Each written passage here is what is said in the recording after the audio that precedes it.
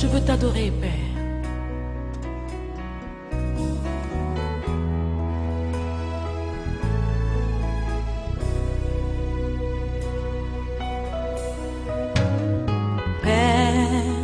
Nous t'adorons,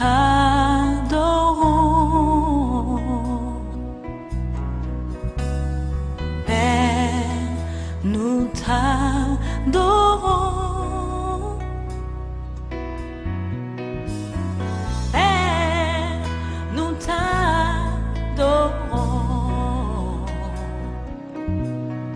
oh Père, nous t'adorons.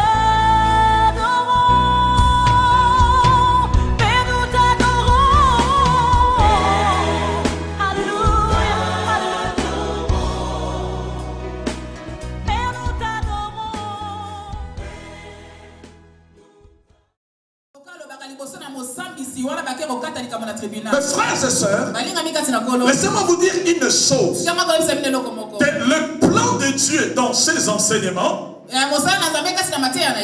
le plan de Dieu dans ses enseignements, c'est de restaurer notre relation avec lui. C'est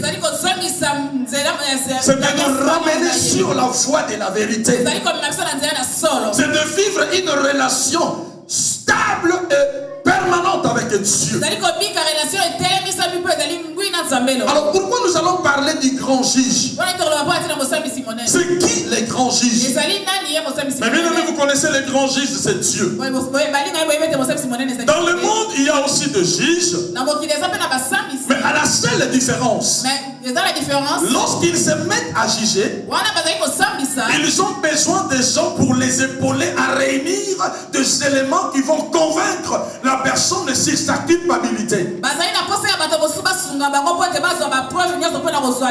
Ils ont même besoin d'un juré pour pouvoir statuer sur le cas du prévenu. Ils ont besoin de tests ADN pour comprendre réellement si la chose est vraie. Ils ont besoin de témoins à charge et à décharge pour pouvoir statuer sur le cas de la personne qui a été incarcérée. Mais ça, c'est dans la justice du monde. Parce que notre Dieu, nous l'appelons grand juge, simplement parce qu'il a besoin de personnes pour comprendre ta vie. Il a besoin de personnes pour statuer sur ton sujet.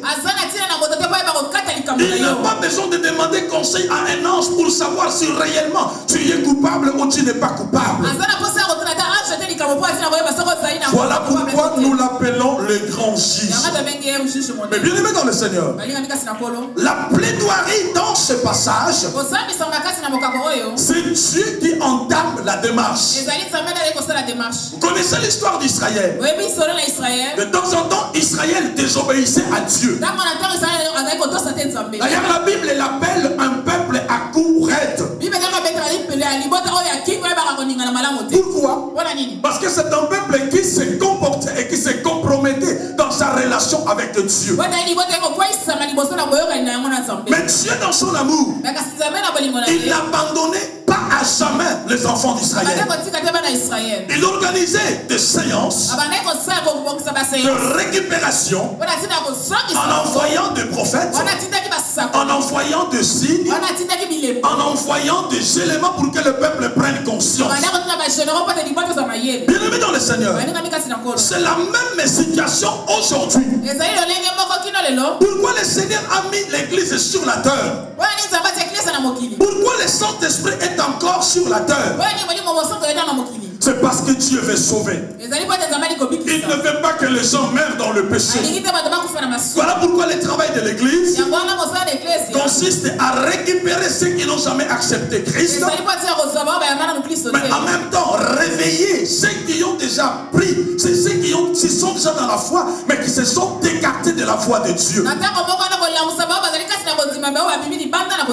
aimé dans le Seigneur, la démarche que Dieu est en train de faire, c'est la démarche que Dieu avait fait au temps d'Israël. C'est la même démarche que Dieu fait aujourd'hui. Aujourd'hui, le Seigneur dit également, venez et plaidons. Venez et plaidons. Est-ce que quelqu'un peut dire amen? Est-ce que quelqu'un peut dire amen? Mes frères et sœurs, nous sommes à l'introduction. Si vous ne comprenez pas l'introduction, vous ne comprendrez jamais la suite.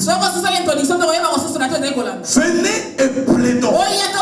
Ce n'est pas le coupable qui demande au juge de plaider, mais c'est le juge qui invite les coupables à plaider.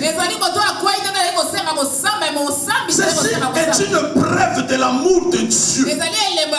Parce qu'en réalité, Dieu étant saint, la Bible déclare que les êtres devant lui se couvrent le visage car ils ne peuvent regarder sa splendeur et sa grandeur. Mais malgré ça, il n'a pas regardé son côté tout puissant. Il n'a pas regardé sa dimension toute puissante. Il s'adresse à l'homme pécheur en disant: venez et plaidons. Pour bien comprendre cet enseignement, mettez-vous à la place d'une personne qui a raison, mais qui doit faire appel à celui qui lui doit. Par exemple, tu es en conflit avec ton mari ou ta femme. Ça arrive très souvent dans les relations. Mais à la place que la personne qui est en tort te demande une réconciliation, non, c'est toi qui invites la personne à pouvoir te réconcilier avec elle. Nous sommes dans la même situation. Dieu est saint. Il n'a aucune chose de mal en lui. Mais au lieu de rester dans sa position de Dieu, il lance un appel. Il lance une invitation en disant: venez et plaidons. Il va un peu plus loin en disant: même si vos péchés sont rouges comme de la cramoisie,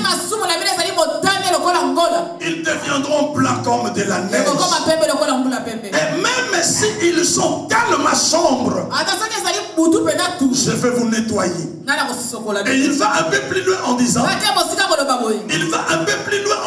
que si vous serez obéissants, si vous serez dociles, vous mangerez la meilleure production du pays. Dieu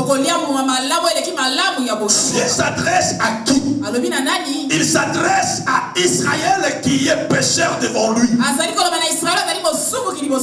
la même façon que Dieu s'adresse à toi aujourd'hui, sans tenir compte de ton état spirituel, de ton état de péché. Il te dit: venez et plaidons. Bien-aimés dans le Seigneur, nous allons voir les 4 étapes de cette plaidoirie. Les 4 étapes de cette plaidoirie. Premièrement, c'est une parole d'invitation. La plaidoirie devant les grands juges est une parole d'invitation. Dieu dit: venez et plaidons. Cela veut dire le Seigneur invite son peuple. Et en lisant très bien le verset, nous comprenons, mes bien-aimés, que le peuple s'était éloigné de lui. Il dit: venez et plaidons. Ce n'est pas un homme qui t'invite, mais c'est Dieu, le Saint, qui t'invite, toi pécheur. Lorsque nous regardons la formule utilisée,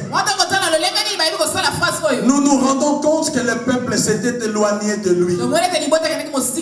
Frères et sœurs dans le Seigneur, nous allons parler, n'est-ce pas, de tout ce qui peut nous éloigner de Dieu. Mais aujourd'hui, mets-toi devant ta conscience et pose-toi la question: es-tu proche de Dieu ou bien tu t'es éloigné de lui?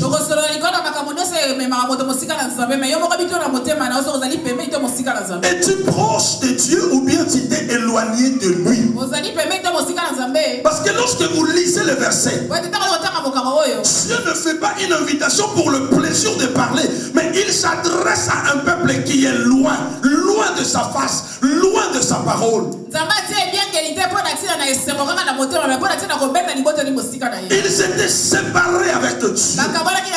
Voilà pourquoi le Seigneur les invite en disant venez. Mais bien aimé dans le Seigneur, il n'y a pas quelqu'un qui aime mieux que Dieu. Il n'y a pas quelqu'un qui est plus patient que Dieu. La Bible déclare, si le Seigneur sait regarder la manière dont nous nous comportons sur cette terre, si Dieu regarde la manière dont on se comporte sur la terre, personne ne subsiste. Mais dans sa bonté et dans son amour, il veut plaider avec nous. Il nous invite. Une parole d'invitation. Deuxièmement, c'est une parole d'urgence. C'est une parole d'urgence. Venez et plaidons.